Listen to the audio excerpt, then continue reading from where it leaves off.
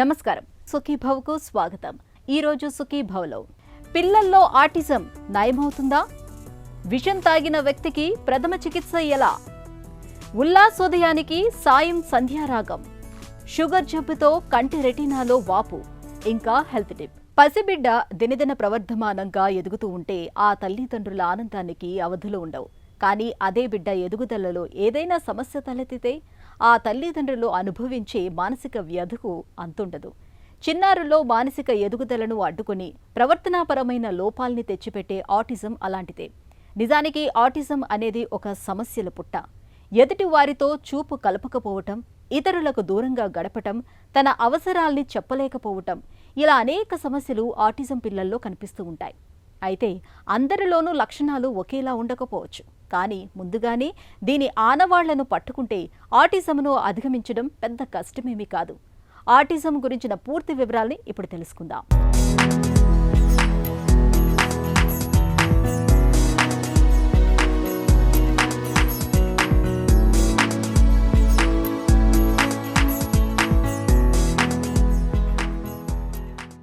నవమాసాల తర్వాత అమ్మ కడుపు పంట పండి పండంటి బిడ్డ పొత్తిళ్లలోకి వచ్చాక ఇల్లంతా ఒకటే సంబరంగా ఉంటుంది.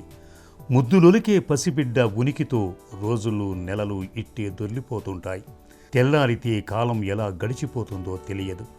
మెడ నిలపడం, పాకడం, బోర్లా పడటం, తలెత్తి చూడటం, అత్త, తాత, అమ్మ అంటూ చిలక పలుకులు పలకటం, ఇలా బిడ్డకు సంబంధించిన ప్రతి మార్పు ఇంటిల్లిపాదిని ఎనలేని సంతోషంతో ముంచెత్తుతుంటుంది. అయితే ఇదంతా నాణ్యానికి ఓవైపు. మరోవైపు బిడ్డ శుక్లపక్ష చంద్రునిలా ఎదుగుతున్నప్పటికీ కొంతమంది పిల్లల్లో మానసికమైన ఎదుగుదల లోపాలు కనిపిస్తూ ఉంటాయి. చూపు కలపకపోవటం, పిల్లలతో కలవకుండా ఉండటం, మాటలు సరిగా రాకపోవటం, చేసిన పనినే పదే పదే చేయటం, కళ్ళల్లోకి నేరుగా చూడకపోవటం, నవ్వించినా నవ్వకపోవటం, ఒంటరిగా గడపటం, ఇలా చాలా రకాల లోపాలు కనిపిస్తూ ఉంటాయి. తమ అవసరాలను చెప్పలేక వేలు పట్టుకుని తీసుకెళ్లటం చేస్తూ ఉంటారు. ఈ రకమైన లోపాల్ని వైద్య పరిభాషలో ఆటిజంగా పిలుస్తారు. ఆటిజం అనేది దీన్ని జబ్బుగా మనం పరిగణించడం లేదా గుర్తించడం అంటే కూడా కావచ్చు. ఇది ఒక రకమైన మానసిక స్థితి, అంటే ఇట్ ఈస్ ఎ కండిషన్ అనే అనమాట. పిల్లలతో కలవడం కానీ, ఇంటరాక్ట్ చేయలేకపోవడం కానీ, ఇలాంటి వాటిలో ఇబ్బంది ఉంటుంది. ఆటిజంకి ట్రీట్మెంట్ చాలా ముఖ్యమైనది. మెడికల్ ట్రీట్మెంట్ అంటూ ఒకవేళ సివియర్ కేసెస్ లేదా ఇంకేమైనా కోమార్బిడ్ కండిషన్స్ అంటే ఇతర సమస్యలు అంటారు కదా, అలా ఏమైనా హైపర్ యాక్టివిటీ కావచ్చు, లేకపోతే ఫిట్స్ రావడం కావచ్చు, లేకుంటే ఇంకేమైనా సెన్సరీ ప్రాబ్లమ్స్ కావచ్చు, ఇలా ఉంటే అది కొంతవరకు ట్రీట్మెంట్ చేయొచ్చు. కానీ ముఖ్యంగా 3 థెరపీస్ అయితే వీళ్ళకి చాలా ఇంపార్టెంట్. ఒకటి behavioural therapy, occupational therapy, speech therapy. Attention improve చేయడం కోసము, లేదా ఫోకస్ పెంచడం కోసము, లేదా కుదురుగా కూర్చోవడం కోసము, లేదా కాన్సెప్ట్ లెర్నింగ్ అని అంటారు. జనరలీ వాళ్ళకి ఏ భాషను వ్యక్తీకరించలేకపోవడం వల్ల మనం కొంచెం కాన్సెప్ట్ లెర్నింగ్ అంటారు. వాళ్ళకి ముఖ్యంగా ఐడెంటిఫికేషన్ కూడా తెలియదు, లేదా ఫెమిలియర్ ఆబ్జెక్ట్స్ తెలియదు, లేదా ఫెమిలియర్ పీపుల్ని గుర్తుపెట్టుకోలేరు. సో దీనికోసం అని చెప్పి థెరపిస్టులు కొంచెం కంటిన్యూస్గా వీళ్ళతోటి రోజు ప్రాక్టీస్ చేయిస్తారు అనమాట. అలా మెల్లమెల్లగా వాళ్ళకి నేర్పియంగా ఒక 2 months తర్వాత 3 months తర్వాత ఆ స్కిల్ అనేది ఇంప్రూవ్మెంట్ అవుతుంది. ఆటిజం పిల్లల్లో భావ వ్యక్తీకరణ లోపాలు, ప్రవర్తనాపరమైన లోపాలు కొట్టొచ్చినట్టు కనిపిస్తూ ఉంటాయి. ఆటిజం లక్షణాలను మొదట్లో బుద్ధిమాంద్యం అనుకునేవారు. కానీ ఆటిజం అనేది బుద్ధిమాంద్యం కాదు. ఆటిజం పిల్లలు బుద్ధిమాంద్యం పిల్లల్లాగా స్తబ్దుగా ఉండరు, చురుకుగానే ఉంటారు. అయితే ఇతరులతో కలివిడిగా ఉండకపోవటం, నేర్చుకోకపోవటం వంటి వాటి మూలంగా కొందరు ఆటిజం పిల్లల్లో పెద్దయ్యాక బుద్ధిమాంద్యం లక్షణాలు కనపడవచ్చు. ఆటిజంకు కారణమేమిటి అన్నది ఖచ్చితంగా తెలియదు. అయితే జన్యుపరమైన, పర్యావరణ అంశాలు రెండూ ఆటిజంకు దారితీస్తున్నట్లు అధ్యయనాలు పేర్కొంటున్నాయి. మెదడు ఎదుగుదలకు తోడ్పడే జన్యువులు, క్రోమోజోములు ఆటిజంకు కారణమవుతుండొచ్చుననే భావన ఉంది. గర్భధారణ సమయంలో తల్లికి వచ్చే వైరల్ ఇన్ఫెక్షన్లు, కాన్పు సమయంలో బిడ్డ మెదడుకు తగినంత ఆక్సిజన్ అందకపోవటం, నెలలు నిండకముందే కాన్పు కావటం, తక్కువ బరువుతో పుట్టడం వంటివన్నీ కారణాలు కావచ్చని నిపుణులు భావిస్తున్నారు. అయితే ఇవేవి పూర్తిగా నిరూపణ కాలేదు. బిహేవియరల్ థెరపీలో ముఖ్యంగా వాళ్ళకి బేసిక్ కాన్సెప్ట్ లెర్నింగ్ ఉంటుంది. అంటే వాళ్ళకి ఐడెంటిఫికేషన్ కావచ్చు, ఆబ్జెక్ట్ ఐడెంటిఫికేషన్ కావచ్చు, లేకపోతే ఫెమిలియర్ పీపుల్ కావచ్చు, లేదా వాళ్ళ బాడీ పార్ట్స్ కావచ్చు, లేకుంటే వాళ్ళ అటెన్షన్ డెవలప్మెంట్ చేయడం కోసం కావచ్చు, లేదు కాన్సన్ట్రేషన్ ఇంప్రూవ్ చేయడం కోసం కావచ్చు, టాస్క్స్ని కంప్లీట్ చేయడం కావచ్చు, ఇవన్నీ వాళ్ళ అవగాహన కోసం అని చెప్పి బిహేవియరల్ థెరపీని చేస్తారు. బిహేవియరల్ థెరపీ అనేది ఒక రోజుతో లేదా ఒక నెలతో కాదు, అది కొంచెం చాలా లాంగ్ టర్మ్ ట్రీట్మెంట్ అనే నేను అంటాను. దీంతోపాటు ఆక్యుపేషనల్ థెరపీ అని అంటారు. ఆక్యుపేషనల్ థెరపీ అనేది ఏమంటే మనకు 5 సెన్సెస్ ఉంటాయి. ఈ సెన్సెస్ని ఇంటిగ్రేషన్ చేసుకోవడం కోసం అని చెప్పేసి ఆక్యుపేషనల్ థెరపీస్ ఇస్తారు. దానివల్ల వాళ్ళకి ఫోకస్ పెరుగుతుంది, ఐ కాంటాక్ట్ ఇంప్రూవ్ అవుతుంది. ఈ సెన్సరీ ఓవర్లోడ్ అని అంటారు అనమాట. ఆ సెన్సరీ ఓవర్లోడ్ని తగ్గించడానికి ఇది నిజంగానే చాలా సహాయపడుతుంది. ఈ స్పీచ్ థెరపీలో ముఖ్యంగా వాళ్ళకి భాషలో చాలా ఇబ్బందులు ఉంటాయి. అంటే వాళ్ళు ఒక్కోసారి ఎకోలోలియా ఉంటుంది, లేదా జార్గన్ స్పీచ్ ఉంటుంది, లేదా క్వశ్చన్ని రిపీట్ చేస్తూ ఉంటారు, లేకుంటే వాళ్ళు భాషని గ్రహించలేదు, లేదా అర్థం చేసుకోలేరు, అర్థం చేసుకున్న దాన్ని ఎగ్జిక్యూట్ చేయలేరు.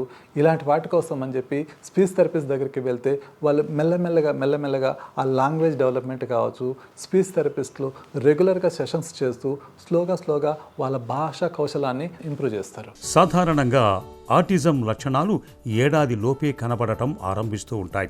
అయితే చాలా మందిలో 4 ఏళ్లు దాటిన తర్వాత గానీ గుర్తించడం లేదు. ఆలస్యమైన కొద్దీ సమస్య తీవ్రమవుతూ వస్తూ ఉంటుంది. కాబట్టి ముందుగానే గుర్తించటం ఎంతైనా అవసరం. పిల్లల్లో ఆటిజం ఉందని తెలిసినప్పుడు ఆటిజం రేటింగ్ స్కేల్స్, ఐక్యూ ఆధారంగా సమస్య తీవ్రత, లక్షణాలను గుర్తించి చికిత్స నిర్ణయిస్తారు. ఆటిజం పిల్లల్లో లోపాల తీరు, లక్షణాల తీవ్రత అందరిలోనూ ఒకేలా ఉండదు. ఆటిజానికి కారణాలు స్పష్టంగా తెలియవు కాబట్టి దీనికి చికిత్స కూడా లక్షణాల ఆధారంగానే ఉంటుంది.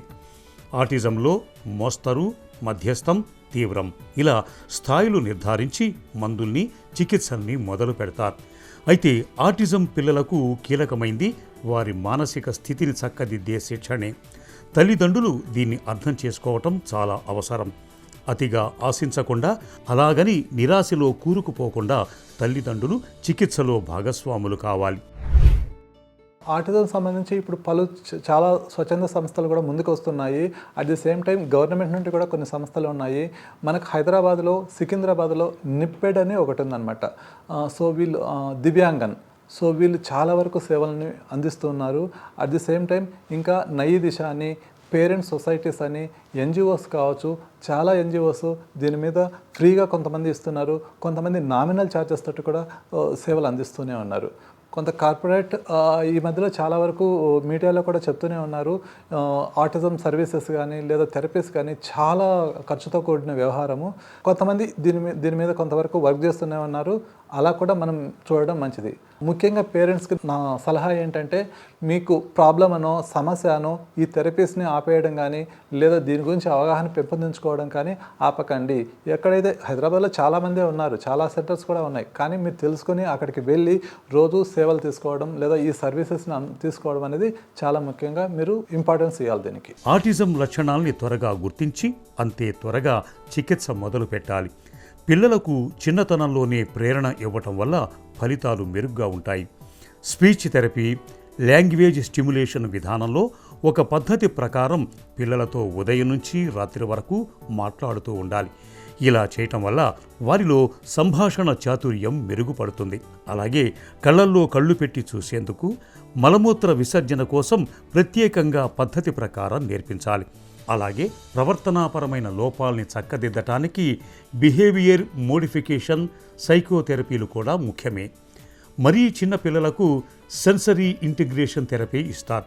వీళ్ళు కంటితో చూసి నేర్చుకోలేరు కాబట్టి ఇతర జ్ఞానేంద్రియాల ద్వారా స్పర్శ, ధ్వని వంటి వాటి ద్వారా వారికి కావలసినవి నేర్పిస్తారు. సకాలంలో సరైన వైద్యం, శిక్షణ ఇవ్వటం వల్ల ఆటిజం పిల్లలు వారి పనులు వారు స్వయంగా చేసుకోగలుగుతారు. చదువుల్లోనూ మెరుగ్గా ఉంటారు. మిగతా పిల్లల్లాగే వీరు చాలా వరకు సాధారణ జీవితం గడపగలుగుతారు. ఆవేశంలోనో జీవితంపై విరక్తి చెందో మనలో కొంతమంది ఆత్మహత్య చేసుకునే ప్రయత్నంలో విషం తాగిస్తూ ఉంటారు. కొన్ని సందర్భాల్లో సాధారణ టానిక్లుగా పొరబడి విషపూరితమైన రసాయనాలను తాగే ప్రమాదము ఉంటుంది. ఏదేమైనా ఇలాంటప్పుడు వెంటనే తగిన వైద్య సాయము అందకపోతే ప్రాణాపాయం పొంచి ఉంటుంది. విషం తాగారని తెలిసినప్పుడు ఆలస్యం చేయకుండా ప్రథమ చికిత్సగా వెంటనే ఏం చేయాలో, ఎలాంటి జాగ్రత్తలు తీసుకోవాలో ఇప్పుడు తెలుసుకుందాం.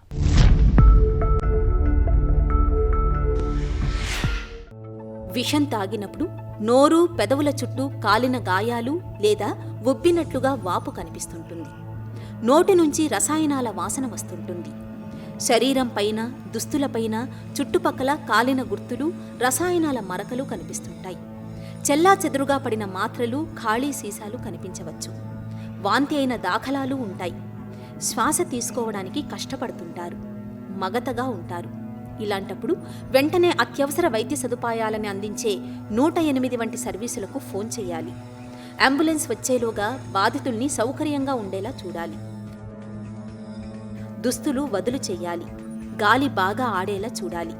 నోటి లోపల రసాయనాలు ఇంకా మిగిలి ఉన్నప్పుడు వాటిని వెంటనే తొలగించాలి. కళ్ళు, ముక్కు, నోటి మీద రసాయనాలు ఉన్నప్పుడు వాటిని చల్లటి లేదా గోరువెచ్చటి నీటితో శుభ్రంగా కడిగేయాలి. శ్వాస ఆగిపోతున్నట్లుగా అనిపించినప్పుడు వెంటనే ఛాతీపైన గట్టిగా అదుముతూ, నోటి నుంచి గాలి ఊదుతూ కృత్రిమ శ్వాసను కల్పించాలి. బాధితులు సేవించిన విష రసాయనాలు, మాత్రల తాలూకు ఖాళీ సీసాలు కనిపించినప్పుడు వాటిపై ఉన్న మెడికల్ ఎమర్జెన్సీ నిబంధనలను చదివి వెంటనే వాటిని అమలు చేయాలి. ఎట్టి పరిస్థితుల్లోనూ విషాన్ని కక్కించడానికి మీ అంతట మీరుగా ప్రయత్నించవద్దు. ఇలా చేయడం వల్ల పరిస్థితి మరింత విషమించే ప్రమాదం ఉంటుంది. రోజంతా ఉల్లాసంగా, ఉత్సాహంగా గడపటానికి వేకువజామునే లేవటం, యోగా, ధ్యానం చేయటం, ఆరోగ్యకరమైన బ్రేక్ఫాస్ట్ తీసుకోవటం, ఇలాంటి మాటల్ని మనం చాలానే వింటూ ఉంటాం. మీడియాలోనూ ఉదయం ఎలా ప్రారంభించాలో, ఏ పనులు చేయాలో, ఏం చేయకూడదో చెబుతూ ఉంటారు. కానీ ఇలాంటి ఉదయ రాగాలతో పాటు సాయంకాలపు సంధ్యారాగాల్ని కూడా పట్టించుకోవాలని చెబుతారు నిపుణులు. సాయంత్రం నుంచి నిద్రకు ఉపక్రమించే వరకు మనం చేసే పనులు మరుసటి రోజుపై ఎంతో ప్రభావం చూపుతాయి. ఈ నేపథ్యంలో మరుసటి రోజును తీర్చిదిద్దే సాయంకాలపు దినచర్యలు ఎలా ఉండాలో ఇప్పుడు తెలుసుకుందాం.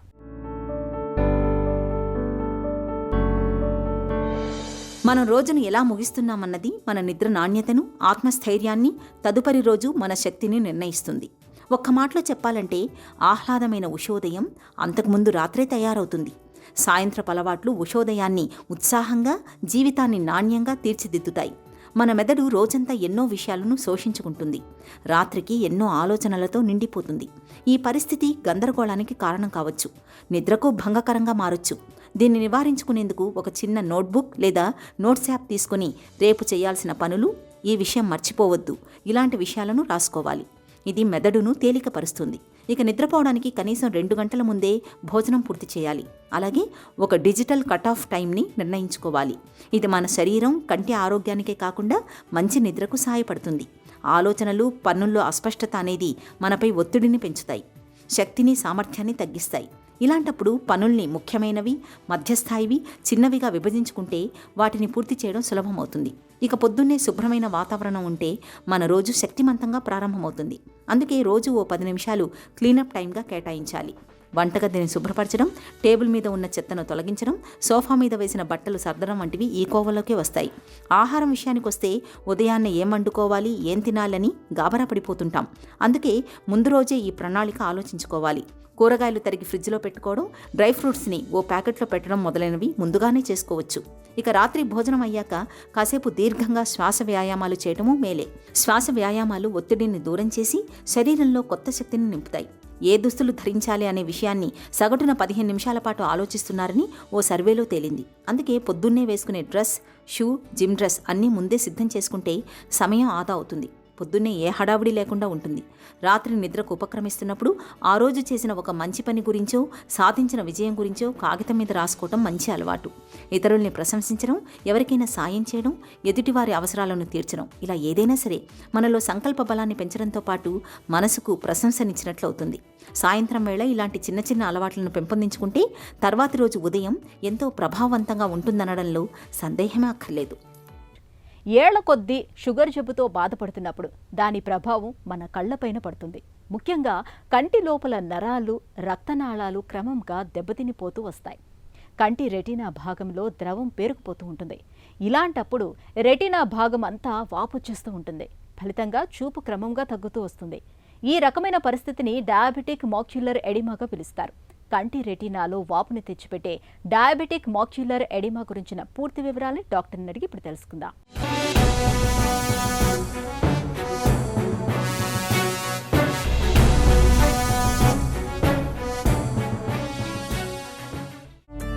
డయాబెటిక్ మ్యాక్యులర్ ఎడిమా అంటే ఏంటి?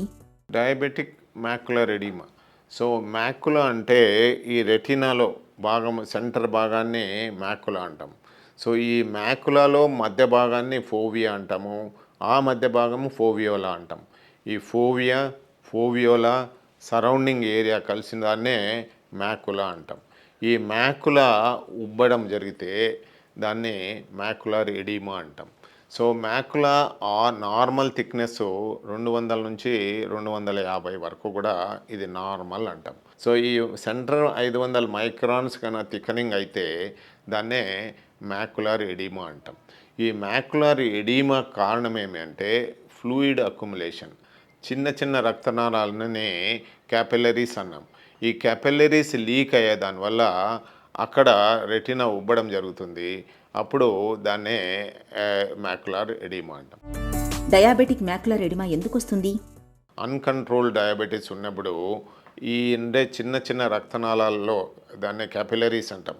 ఈ క్యాపిలరీస్ మేడప్ ఆఫ్ 2 cells. ఒక సెల్ పేరు ఎండోథీలియము, ఒక సెల్ పేరు పెరిసైట్. ఈ పెరిసైట్స్ అనేటివి ముందు వెళ్ళిపోతాయి, తర్వాత ఎండోథీలియం అనేది పోతుంటుంది. సో ఈ సెల్ డెత్ అయినప్పుడు క్యాపిలరీ పర్ఫ్యూజన్, క్యాపిలరీ సర్క్యులేషన్ అనేది కంప్లీట్గా పోతుంది. అప్పుడు ఫ్లూయిడ్ ఊజ్ కావడం, బ్లడ్ ఊజ్ కావడం, ఇంకా కొన్ని దాంట్లలో కంప్లీట్గా సర్క్యులేషనే ఆగిపోవడం వల్ల ఇది జరుగుతూ ఉంటుంది. దీనికి కారణం ఏమి అంటే high blood sugar, long standing sugar, దీనికి తోడుగా బీపీ ఉండడం, దీనికి తోడుగా హై కొలెస్ట్రాల్ ఉండము, దీనికి తోడుగా స్మోకింగ్, దీనికి తోడుగా ఆల్కహాల్, దీనికి తోడుగా కిడ్నీ డిసీజ్, దీనికి తోడుగా హార్ట్ డిసీజ్, ఇలాగా అన్నీ కలిపినప్పుడు ఈ డయాబెటిక్ మ్యాక్యులర్ ఎడిమా అనేది మనం ఎక్కువగా చూస్తున్నాం. డయాబెటిక్ మ్యాక్యులర్ ఎడిమా లక్షణాలు ఎలా ఉంటాయి? ఈ మ్యాక్యులర్ ఎడిమా ఉన్న వాళ్ళకు సెంట్రల్ విజన్ తగ్గిపోవడం, చిన్న చిన్న అక్షరాలు చూడలేకపోవడము, ఏదైనా మ్యాగ్నిఫైయర్ కావాలా ఇంకొకటి చూడాలా అనేది ఒక యాటిట్యూడ్ వస్తుంది. రెండవది ఇక్కడ కోన్స్ అనేటివి ఉన్నాయి కాబట్టి కోన్స్ దేనికి పనికొస్తాయంటే కలర్ విజన్. ఈ కలర్ విజన్ తగ్గిపోయి అన్నీ కూడా వాళ్ళకు బ్లాక్ అండ్ వైట్గానే కనపడుతుంటుంది, కలర్స్ అస్పష్టంగా జరుగుతుంటాయి. ఇంకోటి రెటీనా ఉబ్బడం వల్ల ఈ వస్తువు స్ట్రెయిట్ బదులు వంకరగా కనపడము ఉంటుంది. ఇంకోటి బాగా ఎడిమా ఉన్న వాళ్ళకి ఏమవుతుందంటే పెద్ద వస్తువు చిన్నగా క్రంపులు అయిపోయి కనపడుతుంటుంది, మనిషి షార్ట్గా కనపడము, ఇంకొక బాల్ ఇలా కంప్రెస్ అయ్యి కనపడము, అన్ని చిన్న చిన్న అయిపోయినాయి సార్ నా వస్తువులు అనడము జరుగుతూ ఉంటాయి. డయాబెటిక్ మ్యాక్యులర్ ఎడిమాతో తలెత్తే సమస్యలు ఎలా ఉంటాయి? ఈ కాంప్లికేషన్స్ లాంగ్ స్టాండింగ్ మ్యాక్యులర్ ఎడిమాలో ఎంత ట్రీట్మెంట్ ఇచ్చినా కానీ వాళ్ళకు ఒరిజినాలిటీ ఉండదు. ఎందుకు అంటే అక్కడ సెల్ డెత్, ఈ రాడ్స్ అండ్ కోన్స్, ముఖ్యంగా కోన్ డెత్ జరిగిపోయేసి permanent loss of central vision వచ్చే అవకాశం ఉంది. తర్వాత వాళ్ళు స్మాల్ లెటర్స్ పికప్ అది ఉండదు. ఇంకా కొంతమందిలో లాంగ్ స్టాండింగ్ ఎడిమా ఉన్నప్పుడు అవుటర్ రెటినా పోయినప్పుడు లెమెల్లార్ మ్యాక్యులర్ హోల్ అనేది ఫామ్ అవుతుంది. ఇంకొంతమందికి ఫుల్ థిక్నెస్ మ్యాక్యులర్ హోల్, ఆ సెంటర్ ఏరియా అంతా హోల్ ఫామ్ అయిపోతుంది. హోల్ ఫామ్ అయినప్పుడు అక్కడ ఫంక్షన్ ఉండదు, వస్తువు చూసినప్పుడు అంతా కనపడుతుంది కానీ సెంటర్ కనపడదు. ఇలాగా మ్యాక్యులర్ హోల్స్ రావడం జరుగుతుంది. ఇంకొంతమందిలో ఒక మెంబ్రేన్ ఫామ్ అవుతుంది, దీన్నే ఎపిరెటినల్ మెంబ్రేన్ అంటారు. ఇంకా కొంతమందిలో ఈ రెటినా, సరౌండింగ్ రెటినా ఊడిపోవడం జరుగుతుంది. డయాబెటిక్ మ్యాక్యులర్ ఎడిమాను ఎలా నిర్ధారించుకుంటారు? So first test is slit lamp examination in a dilated, drops వేసిన తర్వాత స్ట్రిట్ ల్యాంప్ ఎగ్జామినేషన్ చేయడము. రెండోది ఓసిటీ చేయడము, అవసరమైనప్పుడు ఓసిటీఏ అంటాం. ఏ అంటే angiogram, ocular tomogram with angiogram. Angiogram అంటే బ్లడ్ వెజల్స్లో ఫ్లో ఎలా ఉంది అనేది. ఇంకోటి ఏమంటే ఫ్లోరసెంట్ యాంజియోగ్రామ్, అదొకటి. కాకపోతే ఇంకా టెస్ట్లో మనం అనుకున్నాం కదా, ఇది డిస్టార్షన్ ఆఫ్ ది ఇమేజెస్ ఉంటాయి. ఈ డిస్టార్షన్ ఆఫ్ ఇమేజ్ ఎలా కనిపెడతామంటే ఆమ్స్లర్ గ్రిడ్ చార్ట్ అని ఉంటుంది.